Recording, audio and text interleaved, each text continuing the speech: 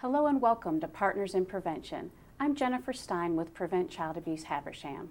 Today we're going to be discussing the epidemic of child sexual abuse. And our special guest is a woman that is moving mountains to help advocate for children and adult survivors of child sexual abuse. Angela Williams is here with us. In 2008, she founded an organization called Voice Today. Angela, why don't you start off with just sharing a little bit about Voice Today and the Voice movement? Jennifer, it's good to be with you. Thank you. I don't know about moving mountains, but at least I'm chipping away at it. Voice Today is a nonprofit that really from my heart, I wanted to provide an organization for survivors, but also to provide an organization for prevention. So our mission is to break the silence and cycle of child sexual abuse. And we do that in 4 ways. We have advocacy programs, we have awareness programs, prevention and healing programs. And really the movement is to bring this issue out of the closet and into the public arena and give our society, our communities, really good tools that they can use to be able to understand the issue on a deeper level and be able to really predict and prevent child sexual abuse and respond and intervene with courage. It's surprising, even in today's day and age, the misconception that we have. You know, we live in some beautiful, trusting communities, but there's that piece that people think it doesn't happen here. Could you share a little bit about how prevalent child sexual abuse still is today?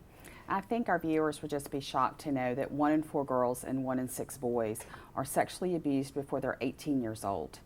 Even more disturbing is that only 1 in 10 will ever tell. Right. And the median age of disclosure is actually 40 years old, which was shocking to me.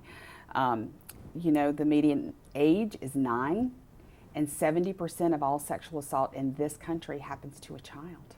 So those are all very sobering statistics. They truly are. With that, you know, you're a survivor yourself.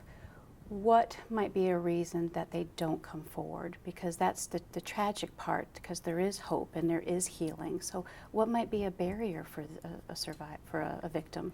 Well, I was sexually abused for 14 years by my stepfather. So often it's a family member or it's someone that's close. So a survivor is very much buried in shame and guilt, and oftentimes they're afraid that they won't be believed. And they're silenced really with fear and intimidation from the perpetrator, because they are really brainwashed into thinking somehow they were consensual in this act, and they're brainwashed into thinking that this perpetrator is going to, and oftentimes they threaten killing or harming either the victim or someone that's very close in the victim's life. In my own situation, my stepfather threatened killing my mother if I ever told. And as a victim, I was trying to do everything I could to protect my sisters from being sexually abused. So I really think survivors just walk in a very hard place of just being so ashamed that they just don't want anybody to know, so they keep it in. And then when they try to tell, they're met with denial, which often shuts them down. With that, you know, when you're holding this in and not able to open up because of what you're feeling, what are some of the health consequences that a victim might experience? Well, when you suppress that kind of trauma and that kind of stress, it manifests itself in various ways. I think one of the greatest things that we see is very self-destructive behaviors and patterns, such as addiction, such as cutting, such as eating disorders. Many victims suffer with PTSD, flashbacks, panic attacks. Right. Many victims have health consequences. The CDC has done it's what's called Adverse Children's Experiences Study, and that A study actually links childhood trauma to some very serious physical illnesses, hypertension, heart disease. A lot of autoimmune diseases are connected to child sexual abuse. So not only is it an emotional impact, it's also a physical impact on the body.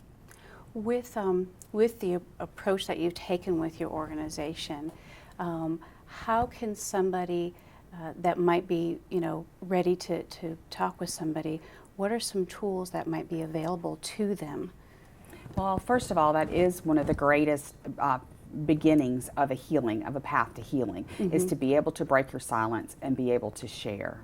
So we really encourage, number one, to get professional help, to get some professional counseling. Right. Number two, to try to find a support group, and unfortunately, those support groups are rare and hard to find. Voice Today does facilitate a support group, and we're working to try to build those support groups in other communities. And then number three is we provide healing weekends, and that can be found on our website at voicetoday.org.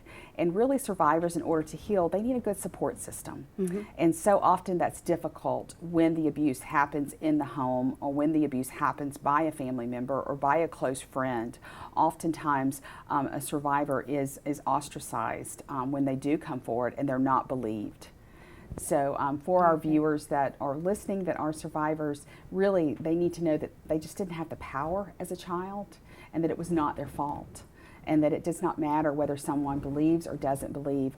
You need to walk in your own truth, and that's really the most challenging and the most difficult thing for survivors to do. Wonderful. It's such words of encouragement that they need to hear. We just have a short couple minutes here before a break. Is there any tools here that they should know about, as far as that they could order through your website, or workshops or things like that? Sure. Far as in our healing programs, we've produced 3 different, they're self-study work guides to kind of help process and help work through the trauma. Okay. Pathway to Healing is an excellent start. True Intimacy really helps in that biggest struggle that survivors have is, of course, intimacy. And then we have Shattering the Shame, and that's another huge struggle that survivors deal with, a lot of shame. So in that work study program, you have an opportunity to read testimony from other survivors, whether it's shame about their bodies, shame about who the perpetrator was, other areas that they have broken through that shame. So on our website at voicetoday.org, if they click on healing, there is a whole page of resources and dates for our upcoming healing weekends. We have the Voice of Peace retreat, which is for women. We have it in the spring and the fall. And we have the Voice of Power, which is for young girls ages 13 to 18. And we are just starting our Voice of Valor for young boys. And our hopes is to grow this into having also a healing weekend for men and for couples. Wonderful. Well, when we get back from our break, we're going to be talking more about the prevention piece of hopefully saving a child from ever experiencing such trauma. So we'll be back in just a moment. I was 9 when my stepfather began sexually abusing me. I was alone in darkness and lived in fear and shame. I had no voice. On a path of self-destruction and tired of running from the pain, I finally broke my silence. Speaking out gave me the freedom to heal. I found victory and healing with my voice. Break your silence. Victory begins with your voice. Join the Voice movement today. Welcome back to Partners in Prevention. Today's special guest is Angela Williams. Angela is a crusader for children, helping them overcome being a victim of child sexual abuse. And then she's also creating a movement for prevention for adult survivors to help with their healing.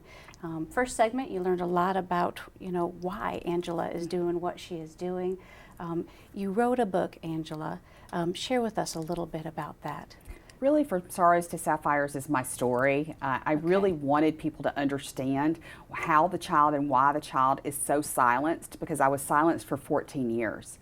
And then I wanted people to understand the journey of healing. It doesn't happen overnight. It's a very long journey, and I'm very honest and open to say I'm on my own journey still of healing, and it's like an onion. You just keep peeling back the layers. But From Sorrows to Sapphires, it's a fast read. I try to throw some humor into a very dark topic, but I think your viewers would enjoy reading it and understanding the issue. And for survivors, many survivors tell me that it really helps open their eyes in their healing. Some validation. Yes. And viewers can download that book if you go to your website, angelakwilliams.com, and there's a download where they can read the book for free. Yes. Wonderful. With your movement, prevention is such a key component, so that way children never have to experience this. What are some things that Voice Today is doing in regards to that? Well, Jennifer, as you know, we're never going to be able to stop the bleeding when we look at how many children are being sexually abused. And I think prevention is one of the most ignored strategies that we have to combat this. Which is a shame. It is so sad. So Voice Today is working on several initiatives. One is to provide training. There again, self-study workbooks, group study if someone chooses to do it in a group. And our greatest program and most popular is Tough Talk to Tender Hearts. And it's actually a coaching program that coaches parents, caregivers on what a child should know when, how to layer those conversations throughout a child's life, and how to look for signs and symptoms. What are the signs and symptoms of child sexual abuse? And then how to ask a child, which is that really tough question, and then how to respond. Because we want to ask a child in a way that would promote disclosure, but also protect that testimony. So we teach caregivers how to use reflective listening, how not to interject, how not to panic, which is customary.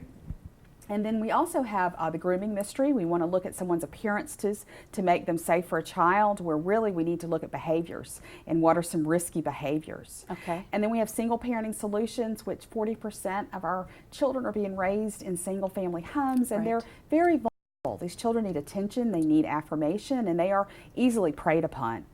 And then Courage to Speak really looks at the breakdown in our society, which we have a lot of work to do. We have a lot of work to do legislatively. We have a lot of work to do in changing social norms. And honestly, children aren't believed when they disclose. Even if they do have the courage, they're often shut down. So all the Voice Today programs can be found at voicetoday.org, and we're really just promoting education and understanding and really a deeper level of compassion for the issue of child sexual abuse. Certainly. And helping caregivers know that it is a real risk, and we look at the numbers. Breaking that cycle, it is the awareness and the education is the only way to do it. So the one that you talked about, the coaching one with the adult and the child, to some degree that could be tied in with body safety awareness. Would that be correct? Okay. It can. What we encourage is that you begin at age 2, helping children name the anatomical body parts. And in our children's programs, our Gracie Finds Her Voice and Grant Gets His Shield, those books really help give parents a tool to talk to their children, not just about body safety, but the power of their voice and the power of personal boundaries and what that looks like. We so often don't understand that children aren't being taught about personal power, and that would make them more vulnerable to be sexually abused. Absolutely. So as a parent that's watching, you can simply take a hula hoop and you can share with your child what a personal boundary is. You can take a gift box when you're wrapping a present, and you can explain the difference between a secret and a surprise, and that no adult should ever ask you to keep a secret. You can reinforce just their no voice, helping them scream their no voice. So if they're threatened, they'll have the knowledge that it's okay for me to scream no. Kind of experienced it. Yeah. Well, I love the Gracie Finds Her Voice. I think what's nice for adults that are watching this, that book does not talk about the topic of child sexual abuse. None of our children's books do, because we really feel like, A, we don't want it to steal their innocence, and B, that's the conversation that the parent needs to have, and we don't need to have it in a book with them. But this opens up the conversation. This gives you an opportunity. When we look at Gracie struggling to find her voice, we look at the opportunity that then a caregiver could talk to their child and say, here's some ways that your voice may be taken away from you, and actually have the conversation over their personal private space, their personal parts. And then with Grant Gets His Shield, he's learning all about personal boundaries, because he's got a family member that's pinching his cheek and slobbering on him when she kisses him, and he doesn't know how to say that's not comfortable. So we help the child and we help the caregiver process through that conversation is you have the right to your own personal private space, and you have the right to reject any type of unwanted affection. So those are just really valuable tools that we're not teaching our children. And our third book, we're really excited. It's coming out at the end of the year, and it's called Gracie and Grant's Big Win, and it's all about self-esteem. So I think that's going to be really exciting. Wonderful. As the 3 books will be companion books, so one another teaching valuable lessons. You have another prevention program that you mentioned on your website. It's one that we are doing locally here through Prevent Child Abuse Habersham, and that's the Darkness to Light Stewards of Children training. Because here you are building a child up, but ultimately it's the adult's responsibility to prevent child sexual abuse. So with that, any indicators there that you'd like to share, Angela, as far as the success of that program with you? I think Darkness to Light has done a fabulous job in spreading that program across the country, and we too are trained facilitators. And what we feel like is that's a 32,000 elevation view of child sexual abuse. You get to hear from survivors, and what Voice Today wants to do is be a companion to that program to actually give you the tools that you need. Hands-on to take it to the next level. But we also do the training and have the training online, and I'm so excited that you've got trainings coming up in the community. Yes, and so your website and then our website, thevoicetoday.org, and then PreventChildAbuseHabersham.org also has access to when those training dates would be and how you can sign up to do it online. Well, Angela, when we get back, there's something that you've been a key person that we're going to talk about, the Hidden Predator Act. So when we return from this message, you'll learn more about that. When a person dies, their pain stops here. But for a victim of child sexual abuse, their pain can last a lifetime. 1 in 4 girls and 1 in 6 boys will be sexually abused by their 18th birthday. Only 1 in 10 will ever tell. Find your voice. Begin your healing. Go to voicetoday.org and join the Voice movement today. Welcome back to Partners in Prevention. I'm Jennifer Stein with Prevent Child Abuse Habersham, and today we've been speaking with Angela Williams with Voice Today, her advocacy that she has been working with local lawmakers down at the state capitol this past year, victorious. It was at May 22nd? It was May 4th that it was signed into law, but it was a fierce battle to get this legislation passed. But we're real excited about House Bill 17 and really the power that it's going to have to help survivors to get justice, and also the power that it's going to have to expose predators in our communities. Tell the viewers, what is the Hidden Predator Act? What has that done? Or first, what is the act? Well, House Bill 17 became law in July, and House Bill 17 does 3 things. Okay. So the Hidden Predator Act, number 1, it provides a 2-year discovery rule. So for victims that are listening, from the 2 years that they discover that their PTSD, their addiction, their injury is related to the child sexual abuse, at any age they can bring a civil suit against the perpetrator. Number 2, it provides a 2-year open window. So from July 2015 to July 2017, at any age, if you have a preponderance of evidence, you can bring a civil suit against your perpetrator.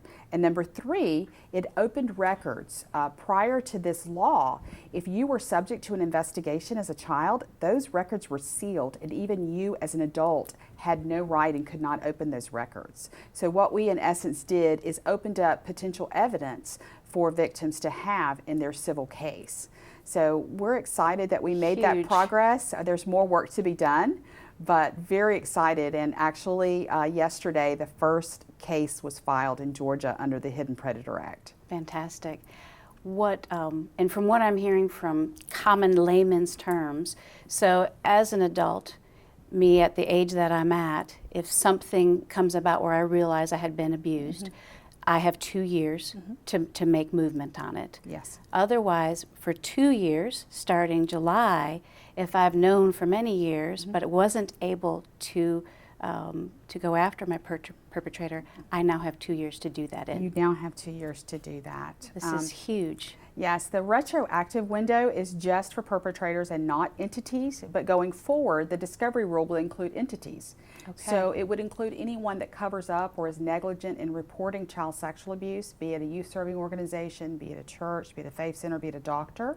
Okay. So it creates liability, and what we hoped would create demand for more training. More of this prevention, the Yes, darkness to exactly. light, other things. Exactly. So they will, it will be a risk management tool, really, for whatever organization or business to prevent any future litigation. And this just, then again, it reiterates that it can be prevented. With Yes. policies and procedures, these layers of protection, children will not have to suffer, and now victims can have even that final layer of healing. Well, we hope that perpetrators will think twice now, because the liability there will be for the rest of their lives, in essence. Absolutely. And we're going to go after the criminal statute, too. There's a lot of work to be done there.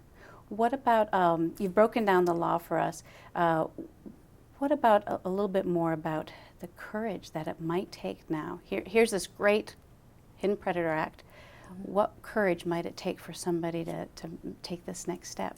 It takes monumental courage, and it is definitely an emotional strain on a victim, because they have to relive the abuse, they have to find evidence, and often they have to find corroborating stories. So there are other victims out there. You know, one perpetrator has on average 117 victims. So really there's power in numbers. So our hope is, as one comes forward, other victims would come forward that have been abused. And we've seen that in the case that was filed. We have 5 victims that have come forward against one perpetrator. And I know we know there are others that eventually, as the word gets out, that they'll come forward. But it takes such courage, and that's what Voice Today hopes to stand in the gap with that victim and help them, encourage them, just pray with them. We've gone to court with victims, just to be that support network that oftentimes they're not going to get within their families and with their homes. Really, society just wants victims to be quiet. Just they want us sweep it to under just the rug. sweep it under the rug. So this movement is about giving them courage to speak and break their silence and get justice. Right. Now, what about through this, you know, as people hear about this, these retreats that you have? You know, you're reliving this trauma. You know, a little bit more about these retreats. How can somebody, if they possibly don't have the means to be there, how might they get about involved? Part of the Voice movement is to really provide aftercare for a survivor for the rest of their life, because when they face a trauma, it brings up the grief of childhood in their life, be it a divorce or loss of job. So Voice Today wants to provide these healing weekends. If someone can't afford it, we don't turn anyone away. So we will find a scholarship for them to be able to come. And these weekends start on a Friday, they end on a Sunday, and it's really about helping a survivor write a different story. And the story that we want them to write is that they were a child and it was not their fault. Wonderful. Collaboration. You know, we have this huge task in front of us, and it can't just be organizations. It has to be individuals. We truly have to come together across all, you know, socioeconomic paths, ethnic groups, things like that. How can we work together? If somebody locally is listening and this has moved them, is there a portion that they can do to be helpful? Yes, I think this is a beautiful picture of collaboration. You represent Prevent Child Abuse Habersham. We represent Voice Today. We're working together to get the word out. I think we really need more volunteers to step up in our communities and not be so afraid of this issue, and realize that there is hope and there is light, but they have to be a part of that hope and a part of that light by coming on board with your organization and volunteering and helping. We could collaborate with them, learning how to train in any of these programs and provide these trainings in the community. If they want to come on board and volunteer with the support group that you're helping to start in the community, if they want to come on board and help with the retreats, and maybe they bring groups from the community. If someone in Habersham knew that there would be a familiar face, that might encourage someone to go to one of the healing retreats. So I think it's about helping and walking with survivors and having compassion over this issue, and not letting it be this scary thing that we can't talk about. But let's rise up as a community and say, we know that children are being victimized here every day, in our backyards, in our churches, in our youth serving organizations, and we're going to be vigilant, and we're going to be trained, and we're going to know how to predict and prevent. And then it's about our community coming along survivors and saying, you know, you don't deserve to carry that shame. We're here for you. we're going to bake you a casserole, we're going to send you a card, we're going to love you through this pain. And that does not exist right now in our communities, and that is my prayer, that we will birth that kind of compassion. I love it. And what's wonderful about Voice Today is you have provided a roadmap to help with this healing. Angela, thank you for coming up from Atlanta and being here with us today. We're very excited about the programs that you have to offer. Once again, it's voicetoday.org, and then Angela's website is angelakwilliams.com.